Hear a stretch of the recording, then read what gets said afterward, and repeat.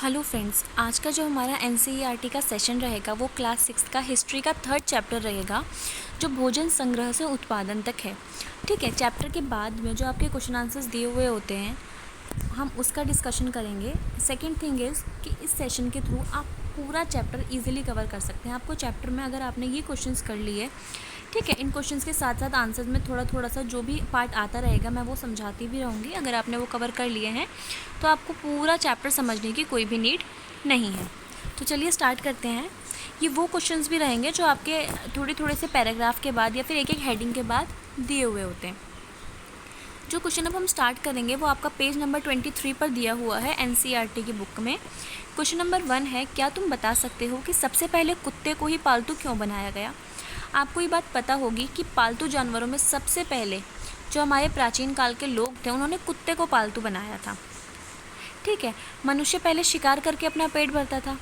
ठीक है, कुत्ते की जो सूंघने की क्षमता होती थी, आप सबको पता है कि कुत्ते की सूंघने की क्षमता बहुत ज़्यादा होती थी। कुत्ता आने वाले ख़तरे को महसूस कर लेता था और लोगों को चौकन्ना कर देता था, इसीलिए लोगों ने पहले कुत्ते को पालतू बनाया। सेकंड क्वेश्चन है हमारा जो एनसीईआरटी की पेज नंबर 24 पर दिया हुआ है, वो है, क्या तुम्हें लगता है कि शिकारी या भोजन संग्रह करने वाले बर्तन बनाते और उनका प्रयोग करते होंगे। ठीक है, अपने जवाब का कारण बताओ। इसमें आपको बताना है कि जो शिकारी थे, जो भोजन संग्रह करते थे, वो बर्तन का भी प्रयोग करते होंगे और बर्तन बनाते भी होंगे। तो शिकारी और भोजन संग्रह करने वाले जो थे ना, वो बर्तन नहीं बनाते थे। ठीक है, क्योंकि वो भोजन की तलाश में एक जगह से दूसरी जगह घूमते रहते थे। जब वो एक जगह से दूसरी जगह भोजन की तलाश में घूमेंगे तो वो कहाँ तक बर्तन लेकर अपने साथ चलेंगे। ठीक है, इसीलिए वो भोजन संग्रह नहीं करते थे और भोजन संग्रहण के लिए बर्तनों की आवश्यकता बाद में पड़ी। अगला क्वेश्चन है हमारा, भोजन के अतिरिक्त जानवरों से और क्या क्या मिल सकता है। मतलब जानवर जो होते हैं वो भोजन के अलावा हमें और क्या क्या दे सकते हैं। ये क्वेश्चन आपका एनसीईआरटी के पेज नंबर 24 पर दिया हुआ है, आप चेक कर सकते हैं। भोजन के अलावा जानवरों से हमें चमड़ा मिलता है, जो उनकी स्किन से हम यूज़ करते हैं। उनकी हड्डियों से हम औजार बना सकते हैं और जो जानवर होते हैं वो सामान ढोने के, गाड़ियाँ खींचने के काम में यूज़ किए जाते हैं। नेक्स्ट क्वेश्चन है हमारा, ये एनसीईआरटी की 24 पेज नंबर पर दिया हुआ है, आज जानवरों का उपयोग किस लिए होता है। तो आज के टाइम में जो हम जानवरों का यूज़ करते हैं वो माल ढोने के लिए करते हैं, गाड़ियाँ खींचने के लिए करते हैं, जानवरों की खाल से चमड़ा बनाया जाता है और जानवरों से दूध प्राप्त किया जाता है। ठीक है, क्वेश्चन नंबर 5 है हमारा, ये भी एनसीईआरटी की पेज नंबर 28 पर दिया हुआ क्वेश्चन है कि पुरुषों द्वारा किए जाने वाले कामों की एक सूची बनाओ। महिलाएं क्या क्या काम करती थी, मतलब पुरुष जो होते थे वो कौन कौन से काम करते थे और महिलाएं कौन कौन से काम करती थी। तो जो पुरुषों के काम करने वाले थे वो थे झुंड में चराते थे जानवरों को, जो उनके पशुपालक थे, मतलब जिन पशुओं का पालन वो लोग करते थे। ठीक है, उनको चराते थे झुंड में, मछली पकड़ते थे, शिकार करते थे।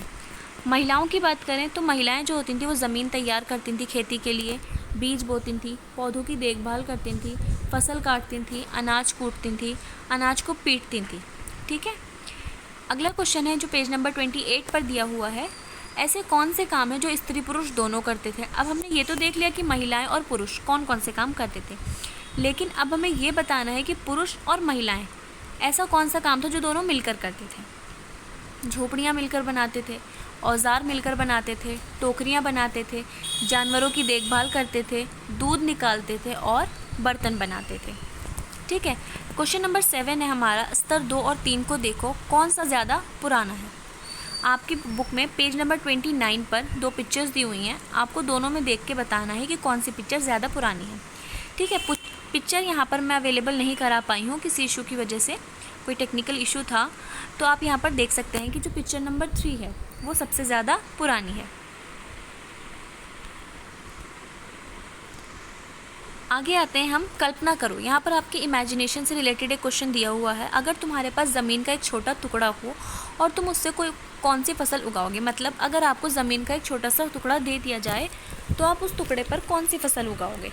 ठीक है, बीज कहाँ से मिलेंगे और तुम उन्हें कैसे बोओगे, मतलब आपको बीज कहाँ से मिलेंगे, फिर आप उन बीजों को कैसे बोओगे, अपने पौधों की देखभाल तुम कैसे करोगी और कैसे ये समझोगी कि अब फसल काटने लायक हो गई है। ठीक है, मतलब आप पूरा जो हमारा खेती करने का प्रोसेस है वो कैसे समझेंगे। अपने क्षेत्र में बोई जाने वाली खाद्य फसल उगाएंगे, बीज बाज़ार से ख़रीदेंगे, ज़मीन की जुताई करने के बाद फसल बोएंगे, फसल की निराई गुड़ाई, कीटनाशक का छिड़काव, उर्वरों का प्रयोग, सिंचाई, पक्षियों और जानवरों की रक्षा करेंगे। सभी फसलों की एक निश्चित अवधि होती है, फसल पकने के बाद पीली हो जाती है, इसी आधार पर हम फसल की कटाई करेंगे। देखिए ये जो उत्तर मैंने लिखा है ये मैंने अपने आधार पर लिखा है, ठीक है। आप अपने लेवल के अकॉर्डिंग, आपको अगर ज़मीन दी जाए अपने इमेजिनेशन के अकॉर्डिंग आप ये आंसर कर सकते हैं। अब हम उन क्वेश्चंस पर आते हैं जो at the end of the chapter दिए होते हैं। खेती करने वाले लोग एक ही स्थान पर लंबे समय तक क्यों रहते हैं, मतलब जो लोग खेती करते हैं वो एक ही जगह पर लंबे टाइम तक क्यों रहते हैं। तो जो खेती करने वाले लोग होते हैं ना, वो एक ही समय पर एक ही स्थान पर लंबे समय तक इसलिए रहते हैं क्योंकि जो भूमि होती है यानी कि जो ज़मीन होती है वो कृषि योग्य बन सके, उसमें वो लोग बीज बो सकें, फसल की देखभाल कर सकें, फसल के पकने तक उनको वहाँ रहने की आवश्यकता होती है। क्वेश्चन नंबर 2 है, नेइनुओ अगर चावल खाना चाहती है तो उसे किन स्थानों पर जाना चाहिए। मतलब नेइनुओ एक लड़की है, वो चावल खाना चाहती है तो उसे किन स्थानों पर जाना चाहिए, मतलब उस समय चावल किस जगह पर उगाया जाता था। तो उस समय जो चावल था ना वो कोलडीहवा, यानी कि जो अभी उत्तर प्रदेश है उसे पहले कोलडीहवा कहा जाता था, वहाँ चावल की खेती होती थी। महागढ़, उत्तर प्रदेश में ही महागढ़ भी एक जगह थी जहाँ पर चावल की खेती ज़्यादातर होती थी। तीसरा प्रश्न है, पुरातत्वविद ऐसा क्यों मानते हैं कि मेहरगढ़ के लोग पहले केवल शिकारी थे और बाद में उनके लिए पशुपालन ज़्यादा महत्वपूर्ण हो गया। मतलब हमारे जो पुरातत्वविद हैं वो ऐसा क्यों मानते हैं कि जो मेहरगढ़ एक जगह का नाम है, वहाँ रहने वाले जो लोग थे वो पहले शिकारी थे और बाद में क्या बन गए, पशुपालक बन गए। पुरातत्वविदों द्वारा मेहरगढ़ की खुदाई में सबसे नीचे के स्तरों से जिन जानवरों की हड्डियां मिली हैं उनमें हिरण, जंगली सुअर प्रमुख हैं। इससे पता चलता है कि इस अवस्था में मानव केवल शिकार पर निर्भर था। ठीक है, देखिए अब अलग अलग स्तरों पर खुदाई होती है, तो जो सबसे नीचे वाले स्तर पर खुदाई हुई ना, वहाँ पर पुरातत्वविदों को क्या मिला, उनको जंगली सुअर और हिरण की हड्डियाँ मिली। इससे पता चला उनको कि पहले के लोग सबसे निचले स्तर पर यानी कि सबसे पहले शिकार किया करते थे। ठीक है, अब उसके ऊपरी स्तर पर उन्हें क्या मिला, भेड़ और बकरियों की हड्डियाँ मिली। इससे पता चला कि वो लोग पशुपालन करते थे। नेक्स्ट क्वेश्चन में हमें सही या गलत बताना है। हल्लूर में ज्वार बाजरा मिला है। हल्लूर एक जगह का नाम है, वहाँ पर ज्वार और बाजरा मिला है या नहीं, हमें ये बताना है। तो हाँ, हल्लूर एक ऐसी जगह है जहाँ पर ज्वार और बाजरा मिला है। बुर्ज़होम में लोग आयतकार घरों में रहते थे। नहीं, बुर्ज़होम में लोग आयतकार घरों में नहीं रहते थे। चिरौद कश्मीर का एक पूरा स्थल है। नहीं, चिरौद कश्मीर का पूरा स्थल नहीं है। जेटाइट 2 दाउजली हेडिंग में मिला है, चीन से लाया गया होगा। हाँ जी, जो जेटाइट पत्थर है वो दाउजली हेडिंग में मिला है, जो चीन से ही लाया गया था। नेक्स्ट क्वेश्चन है हमारा क्वेश्चन नंबर 5।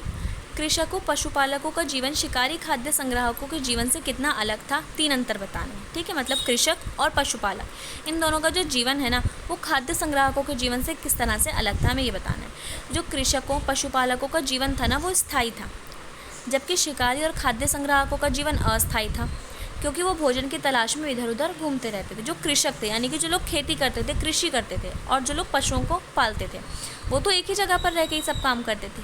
लेकिन जो खाद्य संग्राहक थे, जो शिकार करते थे, वो लोग शिकार की तलाश में इधर से उधर घूमते रहते थे।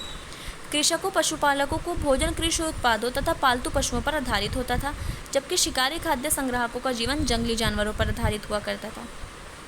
ठीक है, कृषक और पशुपालक जो थे ना वो अपने रहने के लिए घरों का निर्माण कर दिए थे, लेकिन जो शिकारी संग्राहक थे वो गुफाओं के अंदर रहा करते थे। नेक्स्ट क्वेश्चन पर आते हैं हम। पृष्ठ 25 की तालिका में दिए गए जानवरों की एक सूची बनाओ और ये भी बताओ कि इनका उपयोग किस रूप में किया जाता था। मतलब जो भेड़ था उसका उपयोग कैसे किया जाता था, बकरी, कुत्ता, भैंस, मवेशी, बैल, सुअर, ये सारे जानवर जो हैं इनका यूज़ उस टाइम में लोग किस किस तरह से किया करते थे। तो जो भेड़ था वो ऊन, दूध और मांस के लिए यूज़ किया जाता था। बकरी दूध और मांस के लिए यूज़ की जाती थी। कुत्ता लोगों की देखभाल किया करता था। हम इस बारे में डिस्कस कर चुके हैं कि कुत्ते के पास सूंघने की क्षमता ज़्यादा थी, इसीलिए वो आने वाली जो भी परेशानी होती थी उसके बारे में पहले से ही चेतावनी दे देता था। भैंस मांस और दूध के लिए यूज़ की जाती थी, मवेशी दूध के लिए, बैल खेत जोतने के लिए, गाड़ी खींचने के लिए, और सुअर मांस के लिए। नेक्स्ट क्वेश्चन है हमारा, तुम जिन अनाजों को खाते हो उनकी सूची बनाओ। अब हम कौन कौन से अनाज खाते हैं, हमें उनकी सूची बनानी है। हम गेहूँ, चावल, ज्वार, बाजरा, मक्का, दालें, जौ, बहुत सारा अनाज ऐसा है जो हम लोग खाते हैं। आप लोग चाहें तो इसको अपने बेस पर, अपने एक्सपीरियंस पर, आप जो जो अनाज खाते हैं उनके बेस पर अपने पेरेंट्स से बातचीत करके लिख सकते हैं। क्वेश्चन नंबर 7 है, तुम अनाजों को क्या तुम स्वयं उगाते हो? अगर हाँ तो तालिका बनाकर उसकी खेती की विभिन्न अवस्थाएं दिखाओ।